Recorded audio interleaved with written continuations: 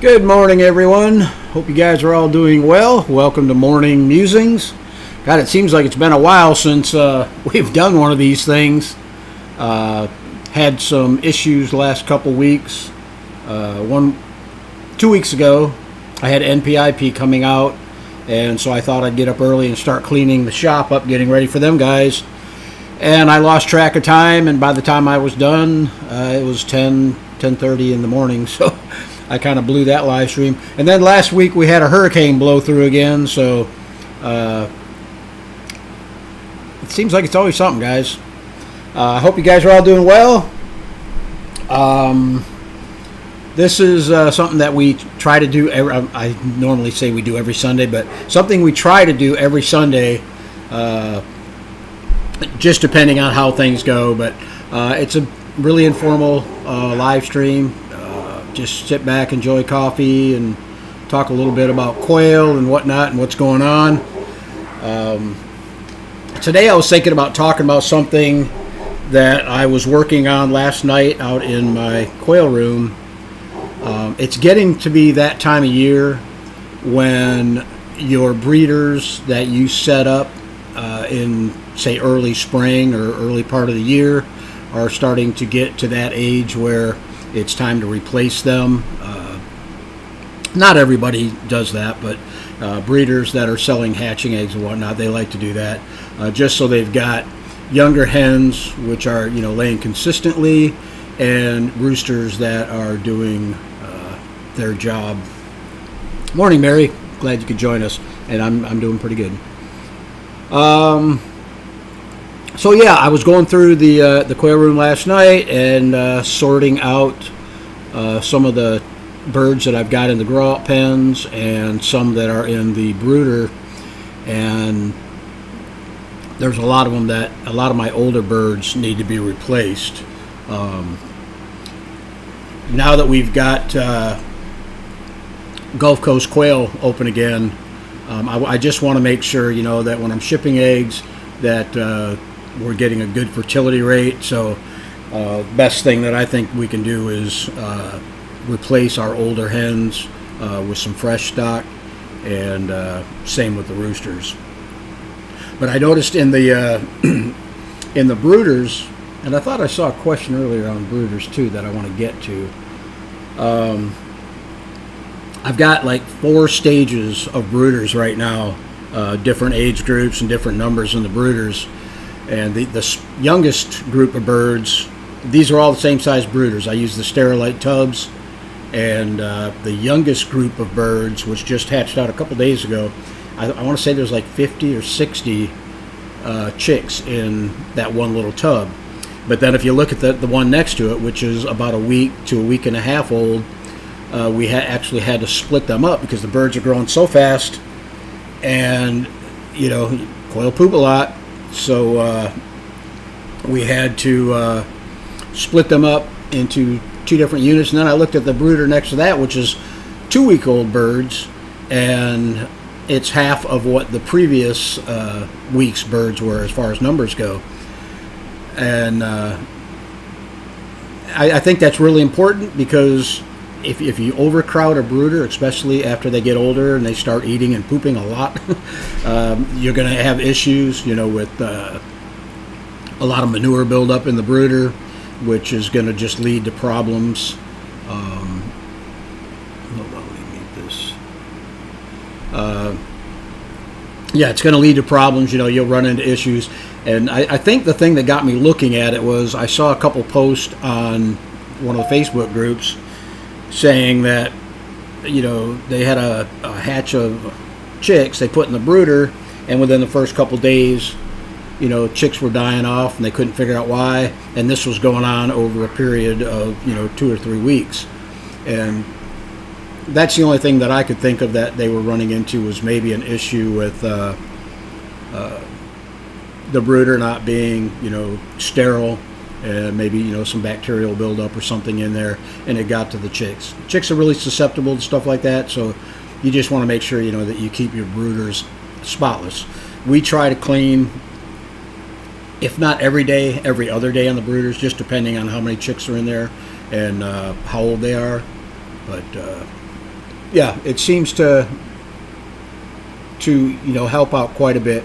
I'm lucky. I won't say lucky, but if I lose one bird out of 100, one chick out of 100, that's about average for me, and it's usually an issue with failure to thrive. One chick's just a little bit smaller than the rest of them, has a little bit harder time competing, and we'll end up losing maybe one, maybe two. I don't lose very many chicks, but like I say, I am pretty strict on cleanliness, and that's in all my cages, not just the brooders. But anyhow, getting back to what we were talking about, I'm going through. I'll probably this afternoon jump into it. I've got at least 2 grow out cages that need to be moved into layer pens. So I'll probably go through and do their first elimination weigh-in, just to make sure that all these birds are making weight for the age that they are.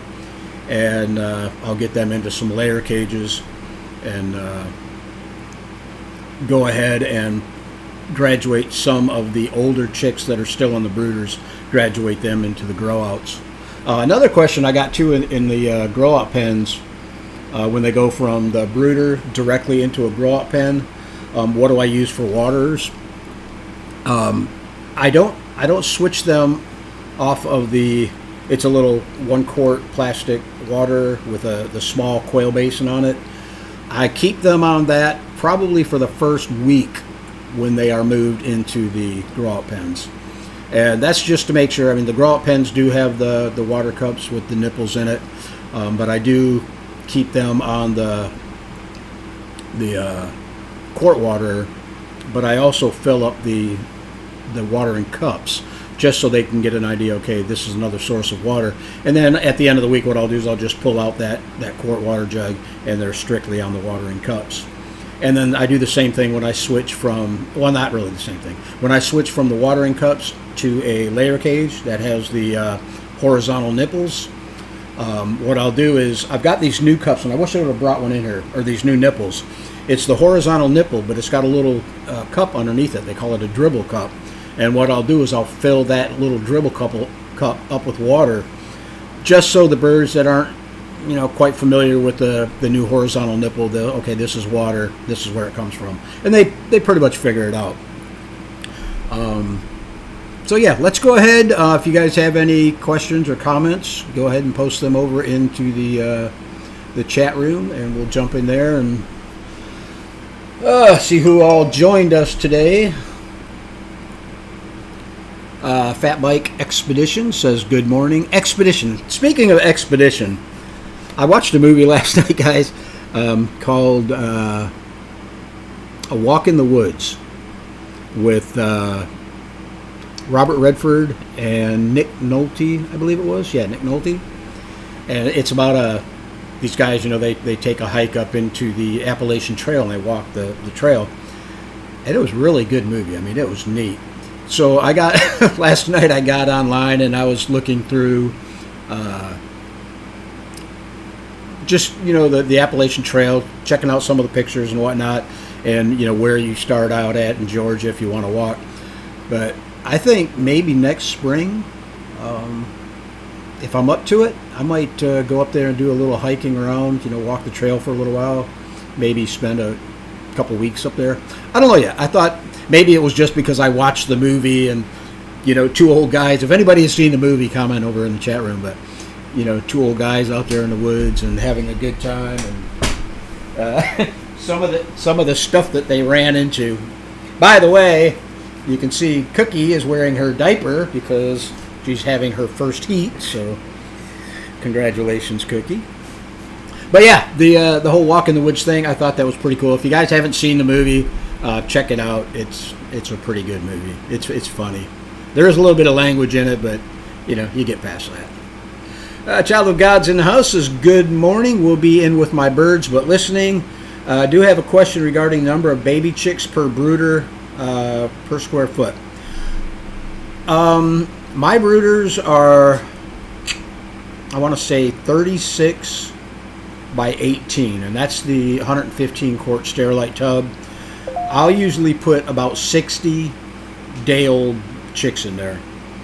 But like I said earlier, after the first week or so, you're going to need to split them in half. Put 30 and 30 in each brooder, and then after another week, you're going to want to reduce those numbers even more, down to maybe 20. So I really don't go by the square foot. I think Anita's in here. She could probably answer the square footage question better than I can. Like I say, I don't do it by the square foot. I kind of go, 50, 60 chicks per brooder, and if it starts looking crowded, that's when I'll start splitting them up. Wanda Lee's in the house. Good morning. Bob Cole's joining us. Good morning, y'all. Glad you could join us, Bob. Vicki Kent's in the house. Says good morning, Corner Chat Group and Terry. I'm listening while doing breakfast, dishes, and chores. Yeah, that seems to be a pretty regular thing for these morning musings. Everybody's got their stuff going on in the morning. Don't have time to just sit down and watch a live stream, so they stay busy. To be honest with you, if I could get it to where I could be doing the live stream from out in the quail room and getting some work done at the same time, that would be ultimate. But I had an issue, must have been a year or so ago. We tried streaming from the quail room, and I don't know, maybe the internet connection's not good enough out there or what, but it would be nice. Red Bees in the house is good morning, everyone. Mary Howard's in the house is good morning, everyone. As Minnie Pearl used to say, I am just so glad to be here, and we're so glad to have you, Mary. Thanks for joining us. Vicki says, hit that like button. Yeah, you guys can do that. We don't have.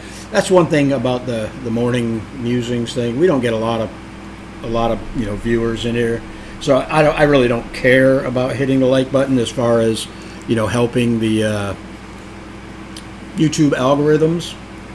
But I do leave these videos up, and I've noticed that they don't get a whole lot of hits. Maybe a few hundred hits afterwards or after the fact. So hold on a second, guys. Okay, Anita Garrett's in house says good morning, everyone. I have my coffee and I'm ready to chat. Good morning, Anita. I did respond to your text message, by the way. I don't know if you got it or not. Practical Junk says good morning. Someone send me motivation. I need to finish project. LOL. I hear you. I've got to actually go out after this live stream. I've got to do some acrylic acid treatments on my bees, and or at least a couple of the hives. So normally I do it early in the morning when it's a little bit cooler, but it's got to be done. I don't know, I might wait till this evening and do it. That way there's more of the foragers are back in there. Mary says I have my coffee and I'm ready to chat. That's the one thing I'm not drinking this morning is coffee. I'm drinking water. I broke my coffee pot this morning. I don't know what I did. I was making a full pot of coffee, and after about 30 minutes, it was only, not 30 minutes, maybe 20 minutes, it was only half full, and I could still hear it doing that gurgling noise. It almost like it ran out of water, but I know I filled it up, so I think I need to go out and buy me a new coffee pot. Lindsay's in the house. Says good morning, everyone. Good morning, Lindsay. Glad you could join us. Mary says hi, Terry. Hi, Mary. Oh, and our Tuesday live stream coming up, guys. We got Jennifer Bryant from Bryant's Roost is coming on. She's going to be doing she's going to be giving us the results of her incubator comparison test. She took a whole bunch of incubators side by side, loaded them up with eggs, and did all kinds of different testing on them. And she's going to give us the results of that and the hatch rates and whatnot. Just, kind of give you guys an idea of what maybe I won't say a better incubator, because some of the incubators were, on the low end, and but some of them did really good jobs too. Speaking of low-end incubators, I don't know if you can see it behind me, that yellow-looking thing on the side with the bottle sticking out of it. That is one of those cheap Chinese incubators that was sent to me by, I can't remember the name of the store that sent it to me, but when they first contacted me, they said they would like me to do a review video on this incubator, and I responded back. I said, I'm sorry, I'm not interested. I try not to review, entry-level stuff that is a lower-end product, or what I consider to be a lower-end product. And they were pretty persistent. I mean, they kept coming back, well, let me send it to you, test it out, try it out. If you like it, fine, do a review. If not, ship it back to us. But anyhow, we did a review on it. And guys, I could not believe it. I'm on my third hatch now with that thing. And, well, I just pulled the second hatch out, and they're in the Barado next to it for lockdown. But I'm thinking of loading it back up again today, because they sent me a new... I'll show you real quick. It comes with a 24 egg turner, but they sent this one in from China. This thing came, and it's a 60 quail egg turner. So I thought, wow, that's pretty neat. So I think I'm going to go ahead and set 60 more eggs today, and just see how this thing's doing. But back to what cheap incubators, I'm like, wow, this thing does really great. I've got like 90-something% hatch rates both rounds. Or, no, first round was like a 90% hatch rate. Second round, I candled out of 24 eggs. All of them candled good but 2. So, we'll see. But anyhow, I normally don't recommend, entry-level incubators. Everybody knows that I'm kind of against the Nurture Right 360s. Not that it's a bad product, but I think it needs some work. I've had them before, and they're not up to what my standards would be, I guess.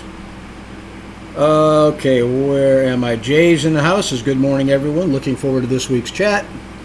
If you guys want to post, if you guys got some cheaper, lower end incubators that are working good for you, post them in the comments. I'd be curious, what else is doing the job.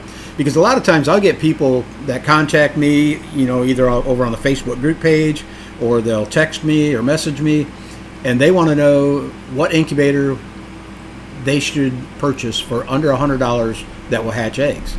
And I hate to tell them, I'm like, spend a little bit more money, guys. Get a quality incubator. You'll be happier. But I don't know. It seems like we're finding a few of these cheapos that do work. Tracy's in the house. Good morning, everyone. Mary says, I'm fine up here in Washington. Terry, how are you? Okay, I think I already read that one. Danielle says, good morning, Terry. Good morning. Dale Strong's in the house.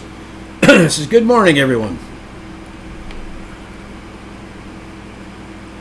Bob Cole says, howdy. You actually track which birds are which, label, hutches, leg bands. Absolutely. And how do? Okay, howdy. Okay, howdy turned into how do. Okay. I have labels that are cards that are laminated. Actually, they came from Anita Garrett, and it's got basically all the pertinent information. It's a cage card, I think they call them, and I use those mainly to know what's in the cage, because people that have hatching time cages know sometimes it's difficult to see in the cages and see exactly what's in there. But I use those to identify, what color bird's in there, hatch date, ratio, like if it's a 1 to 3 or 1 to 4. Leg bands, I used to use leg bands a lot because I've had so many people send me leg bands. I purchased a ton of colored zip ties, and I used to when I had my non-feather sexable birds, those are the ones I would use the leg bands on, mainly to determine one, which was the roosters or which was the hens.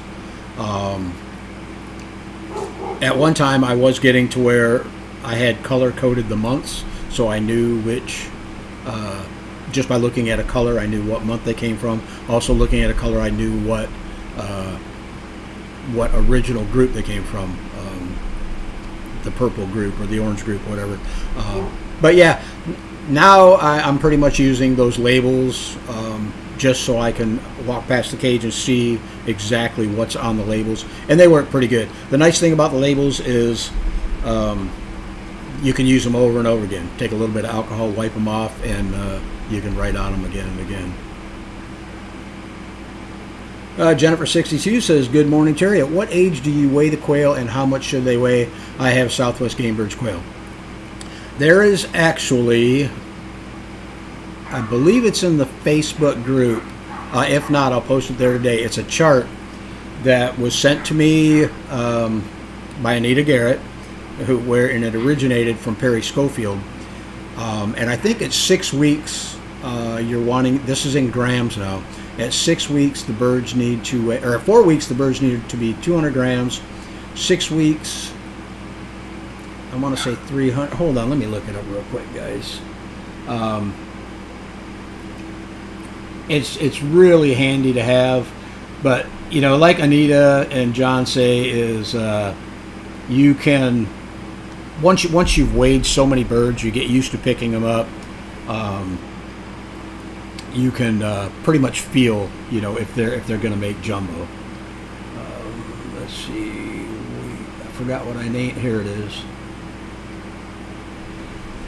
Okay, at 4 weeks, yeah, 200 grams. 6 weeks, 280 grams, and then you want them to finish out at 8 weeks, 330 grams, which is just under 12 ounces.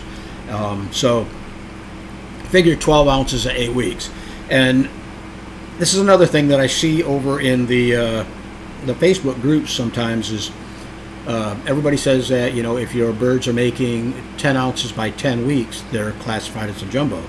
I don't go by that anymore. Matter of fact, I don't even know where that came up. I have an idea, but I'm not 100% sure. But if Perry and Anita are hitting 12 ounces at 8 weeks, why would you settle for 10 ounces at 10 weeks? You know what I mean? So I'm going to go ahead and I'll share that weight chart over in the Facebook group page in the file section. That way, if you guys want to print it out, you know, you've got it. But I do weigh at 4 weeks and then again at 6 weeks. And usually the one at 6 weeks, I know which ones I've got set back for breeders. But then when I do go ahead and start pairing up my breeders, my ratios of, right now I'm doing like a 1-to-3 or a 1-to-4 ratio. I'll just kind of get a feel for them, you know, make sure, oh, this one feels a little bit skinny, or, you know, I'll go through it that way at 8 weeks. So let's see, Jeannie's in the house. Is good morning from Southern California. Glad you could join us. Lindsay said, this is going to sound special, but would you mind to create a parts list for an automatic watering system for those of us who are hardware challenged? Yeah, I guess I could go in the YouTube channel. I did a video on putting together a PVC watering system, and I think, if I'm not mistaken, I list all the parts in there. If I didn't, I'll look into it and I'll see. Maybe that's something I should do, because people are always asking me, you know, do you have a cut list? Do you have a parts list? Do you have this and that? So.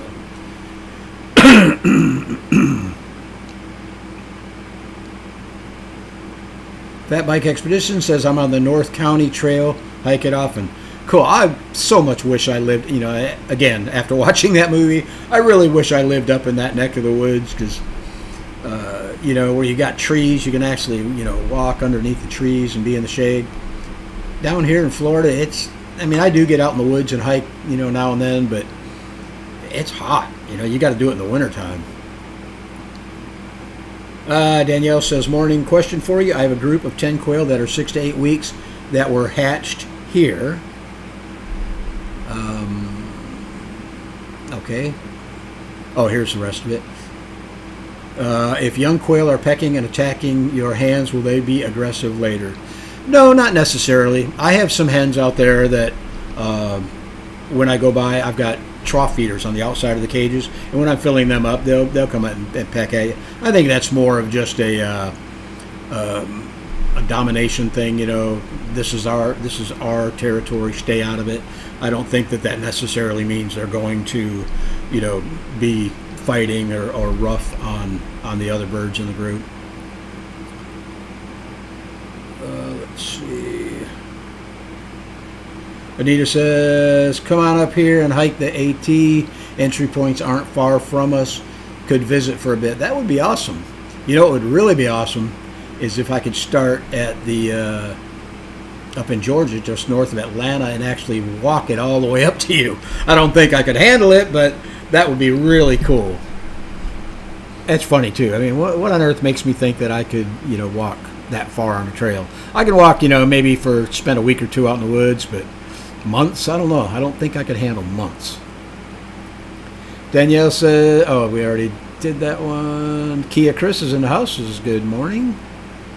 Jeannie says 30 eggs going into lockdown today. Keep your fingers crossed. Well, good luck on your hatch. Aaron says, good morning. Haven't caught a morning live yet at the campground cooking bacon over the fire. Oh, man, rub it in. That sounds good. I need to get out in the woods.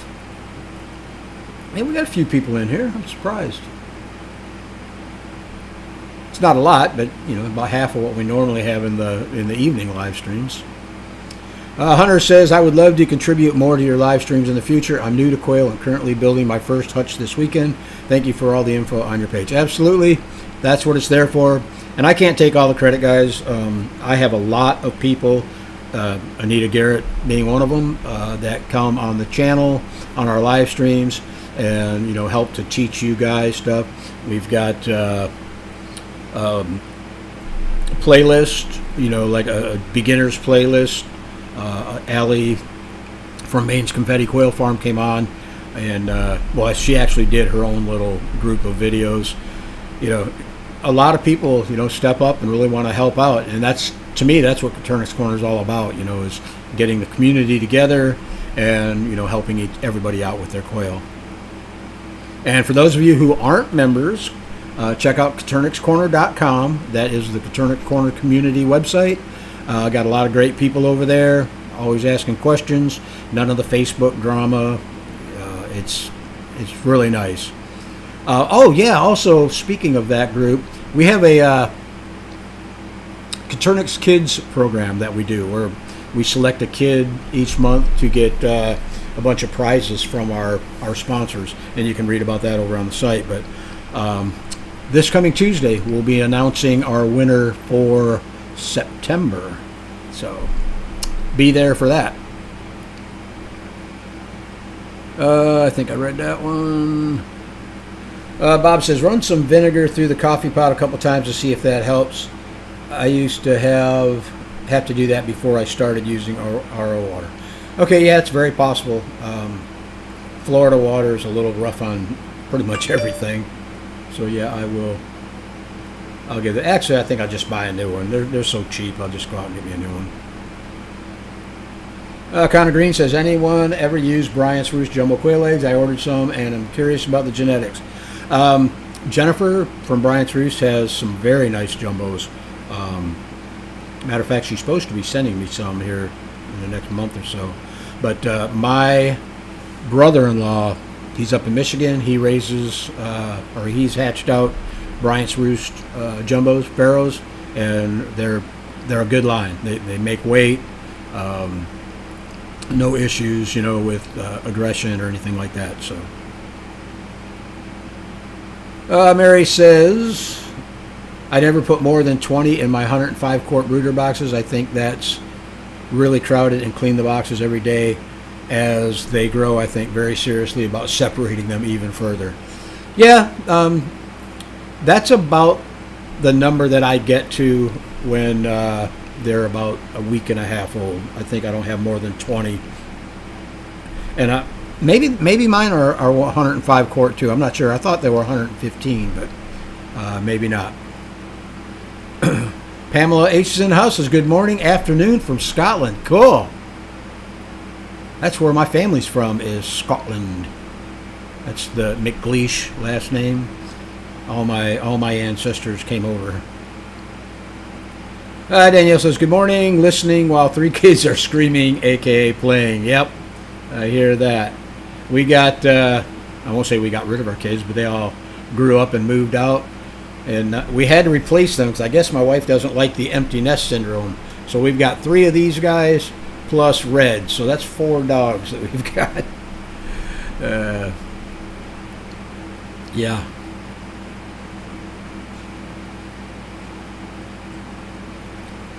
Oh, okay. Here's Anita's got the chicks per square feet. So first week 12 chicks per square foot, second week 8, third week 6, fourth week 4 per square foot, and more for the garage. So okay, appreciate that, Anita.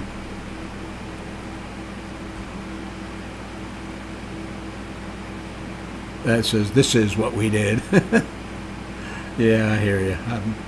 You talk about fat fingers, fat little stubby fingers. That's why the guitar's hanging on the wall behind me, because these fat fingers are. I think I'm getting arthritis in my hands, because when I bend my fingers, I can really feel it. But yeah, sometimes it gets tricky playing the guitar with my fat stubby little fingers. Susan says, good morning from the Little Quail Hut in Jackson, Michigan. Cool. Glad you could join us.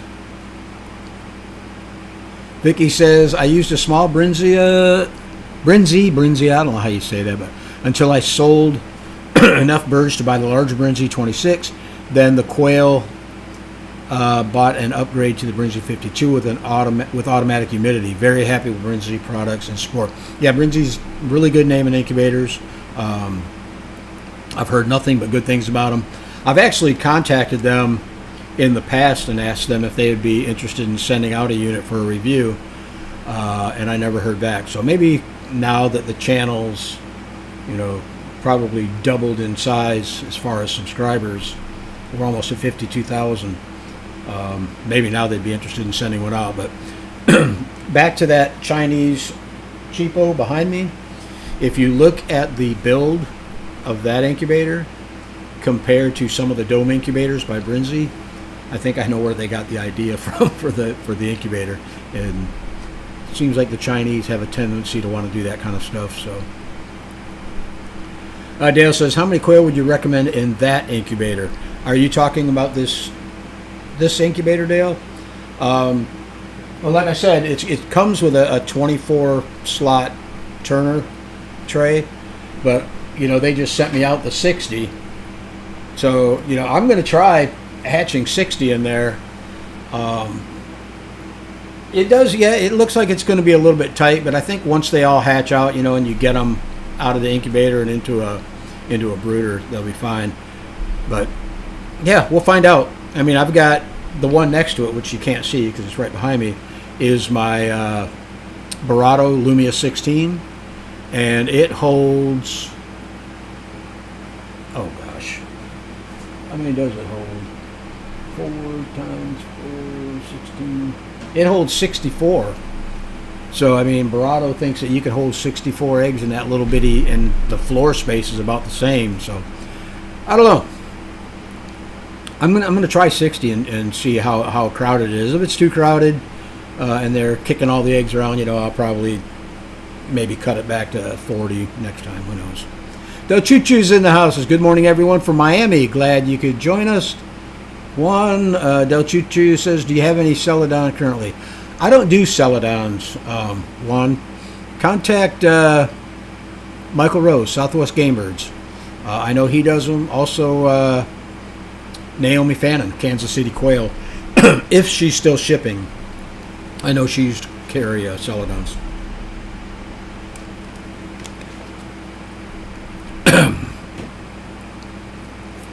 Mary says, Terry, what's the brand of the incubator in your background? That is a Van Po Pubs. VANPO Pubs, PUBS. It is definitely a Chinese knockoff. And like I said, we did a video on the YouTube channel. It's probably the last video I uploaded. So if you want to check that out. I have to say it worked good for being as inexpensive of an incubator.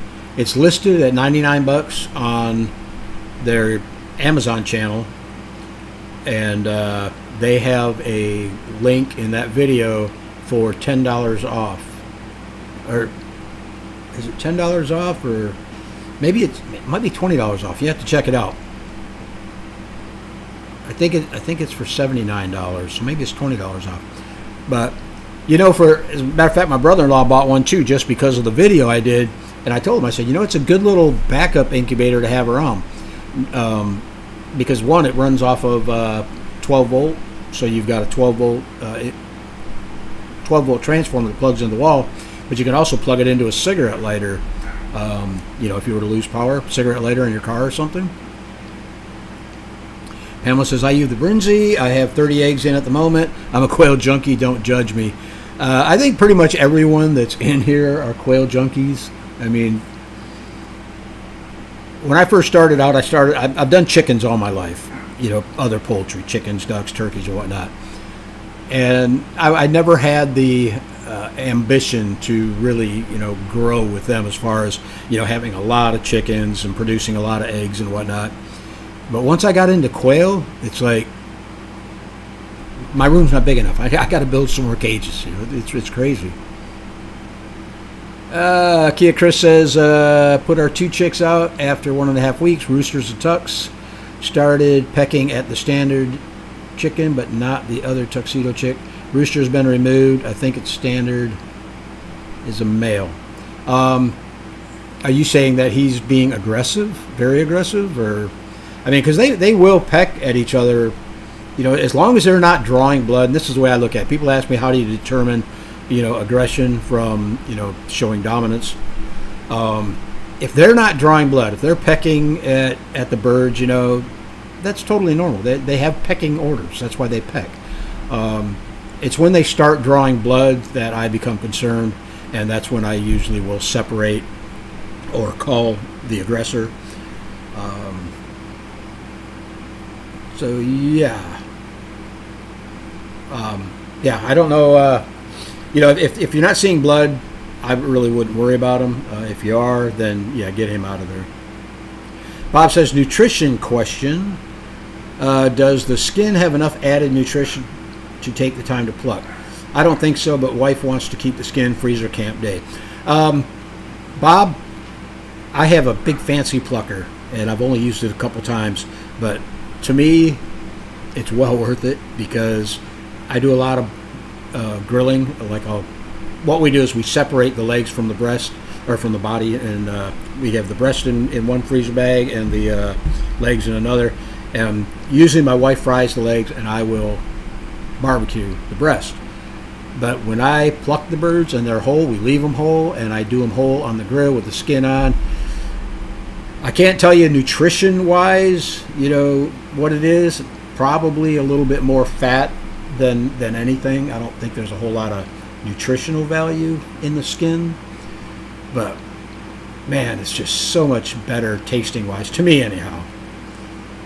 Same with chicken. When we do chicken wings on the grill, I love it with the skin on. Jose says, do you need to deworm or vaccinate them? Doing research before I get started. No, I've never dewormed my quail. I've never had to vaccinate them. The only thing I really do is, like in the summer months when it's really hot, I will give them some vitamin electrolyte additives to their water, maybe once a week or so, just to give them that added nutrition, and the electrolytes is really important in the heat. So, but as far as vaccination, I've never had an issue where was concerned about any. I've never had pulmonary typhoid, never had avian influenza, coccidia. None of that stuff has ever been in with my birds, so I've never had a problem. Now, if you're keeping them outside and on the ground, I still wouldn't worry about deworming or vaccinating, but I would definitely keep an eye on them just to make sure. But even in my aviary out back, I keep 100 birds out there, and I've never had an issue, with the birds getting sick, like again from coccidia or anything. Joe Chuchu says, don't forget to share and like. Thanks, Juan. Appreciate that. Fat Bike Expedition says, does your brother-in-law sell hatching eggs? I'm in Michigan as well. He does. He's actually in Wyoming, which is just on the south side of Grand Rapids. And he actually has, there's a farm stand up the road from him. Right now they're buying pretty much all of his eggs, and they're selling them as eating eggs through the farm market. But yeah, get a hold of me and I will, hook you up with him, and I'm sure he can set you up with some hatching eggs. Aaron says, what do you know about the giant whites from Midwest Game Birds that get 19 ounce, just ordered 25 eggs? I am not familiar with Midwest Game Birds. There was a post on the Coturnix Corner Facebook group about them, or about jumbos, and their name came up. And I believe somebody commented saying that in his mind, he believes that's all hype. I myself have never seen a 19-ounce white. You know, usually my jumbo whites, I did have jumbo whites at one time, they always ran a little bit lighter than my jumbo Pharaohs or my jumbo browns. On average, 12 to 14 ounces is, you know, what you're going to get. If you're getting, I mean, yeah, you can get more, you can get bigger birds, but what I found out is my heavier birds, the ones that are pushing, you know, 15, 16 ounces, when I butcher them, most of that excess weight is just fat. So take it for what it's worth. Diversity Love says hi. Glad you could join us.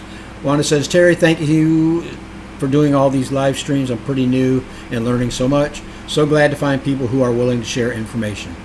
Absolutely. Glad you could join us and glad you're enjoying the channel. Bob is talking to Vicky. This is a good question, Bob. How often do you separate and clean the double clear cover on the Brinzy? The Barados have the exact same cover, where it's a little plastic cover that you got to remove to access the fan and the heating elements and whatnot. I talked to Klaus Marshall over in the Netherlands. He uses a couple of the Barados. He does them after every hatch. I do it. What I try to do is only incubate eggs in my commercial incubator and then hatch out my eggs. I have a dedicated hatcher when I'm doing large batches. But anyhow, I try to keep it clean. But even doing that, I still clean it, take it apart after like every third or fourth hatch, and just, you know, blow it out, wipe down the fan blades, get all that dust and whatnot off the fan blades. And if you're hatching chicks out in there, I would do it at least every other time. That way you can get that chick down, because that will build up quite fast on your fan blades. So, Adolph says good morning from Bakersfield. No Choo Choo says, ever had geese, Terry? No, I have never had them. My neighbor had them, and they used to attack me when I was a little kid. But it would be cool. As a matter of fact, I talked to a feed store. This was probably 2 or 3 years ago. Local feed store. I asked the guy when they got geese in stock, because I wanted to get a couple geese to put in my backyard as watchdogs, because, you know, they're very territorial. They like to protect their property. But my wife wouldn't let me. She said, oh, I don't want geese pooping all over the backyard. So Jennifer says, where do you purchase your wire? Most of the time I get it off of Amazon. There's a company called, oh Lord, what's her name? See, guys, this is what happens when you get old. Can't remember nothing anymore. It is, Juanita, if you're still in here, what's the name of that wire company? Oh Lord, what is it? I'm sure other people have heard of it. Their name pops up all the time. And of course I don't have them bookmarked on my computer either. Hold on, let me do a quick search. Oh, Fencer Wire. I was going to type in Fence Wire. It's called FencerWire.com. They have the pretty much any size wire that you want.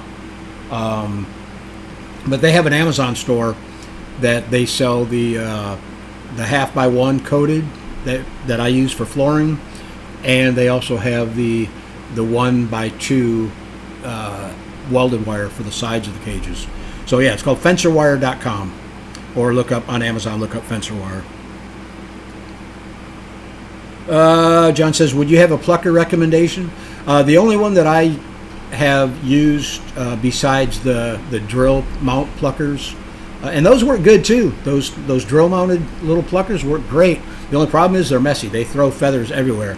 But if you're doing it outside, you know, and you've got a little dedicated spot, those work, I won't say as fast as the drum pluckers, but you know, you can do one bird a minute easy with those. But as far as a drum plucker goes, I have Hatching Times plucker.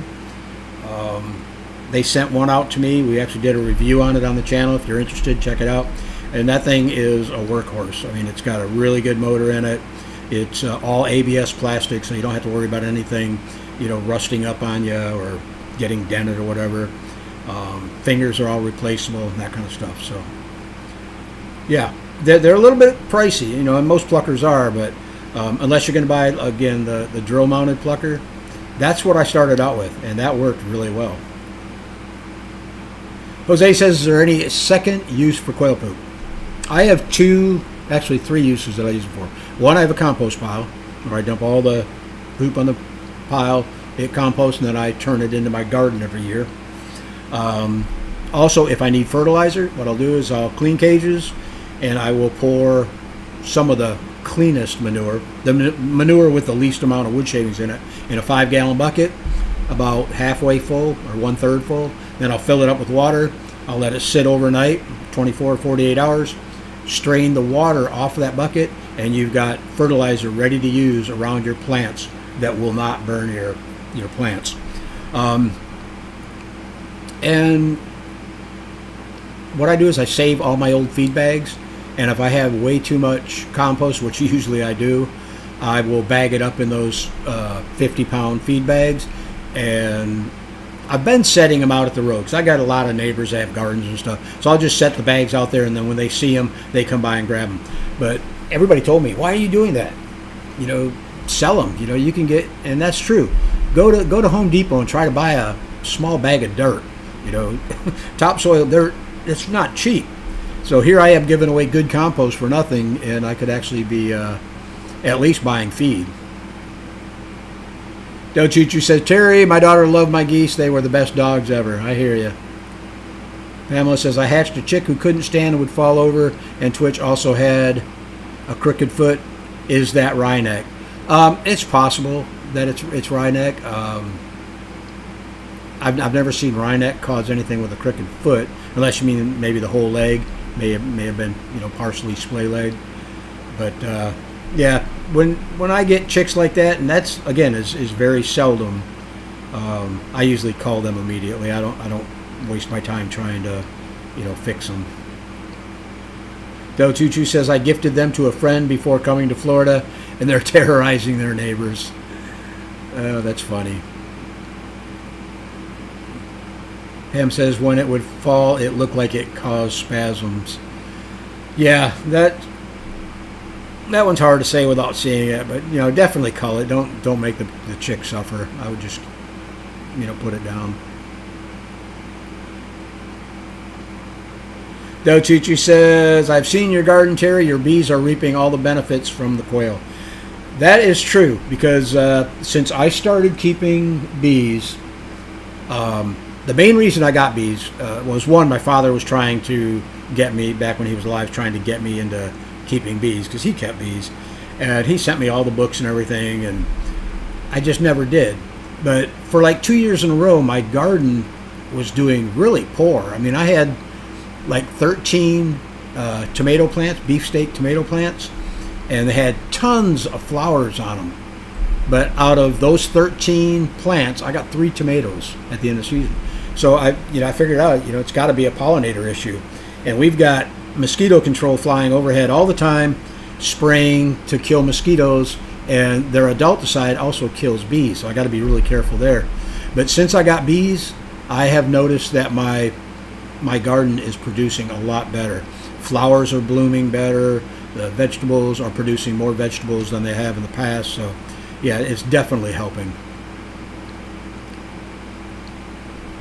Danielle says, my 6-year-old Kira wants to know, how well do quail see?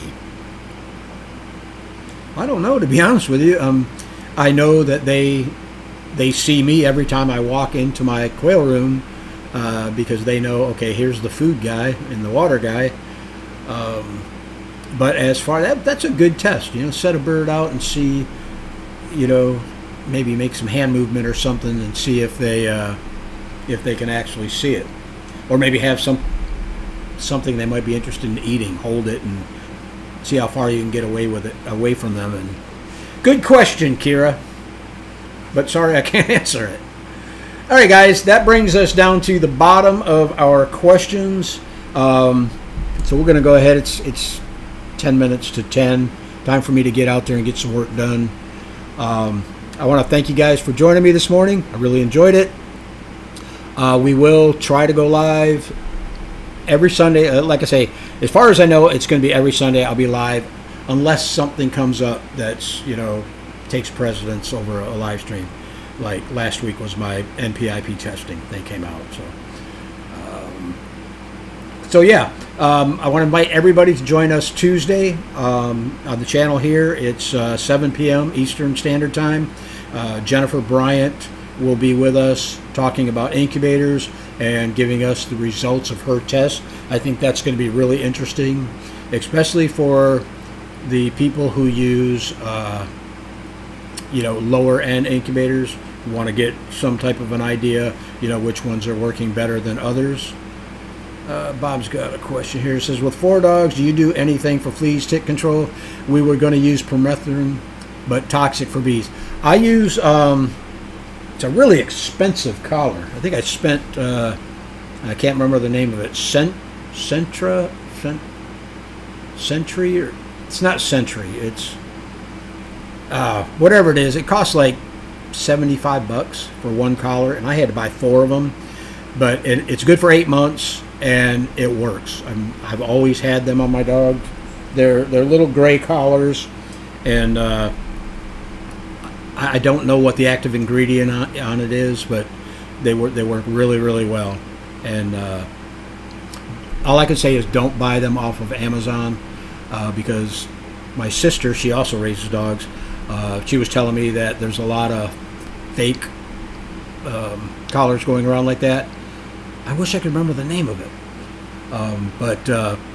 Yeah, go to Tractor Supply. They sell them. Just make sure you're getting one from a legitimate seller. So, but yeah, I can testify for them. My big dog Red used to have fleas all the time. He goes out and rolls in the yard and stuff. In Florida, with the sand down here, the fleas are awful out in the yard. Sorrento, thank you, Jennifer. Yep, Sorrento, that's it. But anyhow, yeah, it's a good Seresto. That's it, Seresto. Thanks. Birdhouse says I use those too. So yeah, that's what I use. I try not to use. I don't spray my yard for anything. The only thing that I'll do for like my garden is I'll spray a soap water mixture to get rid of any pests that are eating on my plants and whatnot in the garden. Yeah, after mosquito control came through and pretty much wiped me out the first time, I'm really particular about what gets sprayed in my yard. As a matter of fact, I actually went to my neighbors and talked with them and said, hey, if you're going to spray, let me know a day before so I can either cover my birds or whatever. Because a lot of times, the wind will be blowing, it'll blow that pesticide over onto the property. Or if they spray and it gets on their flowers and whatnot and their vegetables, the bees are going to go in there, pollinate it, and they're going to bring it back to the hive and kill off your birds or your bees. So yeah. All right, again, thanks for joining me, guys. I really appreciate it. I had a good time talking with you today. Join us Tuesday. It's going to be fun. We're going to be announcing the winner of the Coturnix Kids program. Plus we got Jennifer on there. We are going to start doing giveaways again. We cut the giveaways back during the hottest parts of the month, so you guys wouldn't have issues with your hatching eggs getting cooked before they get to you. So that's going to start back up again, but we do have the hatching time gift certificate. We give that away every week. So anyhow, join us Tuesday. You guys have a great weekend. Happy Labor Day, by the way, which is another crazy holiday. Only Americans would come up with a holiday to celebrate the working man by not working. So anyhow, have a great weekend, guys, and we'll see you on Tuesday.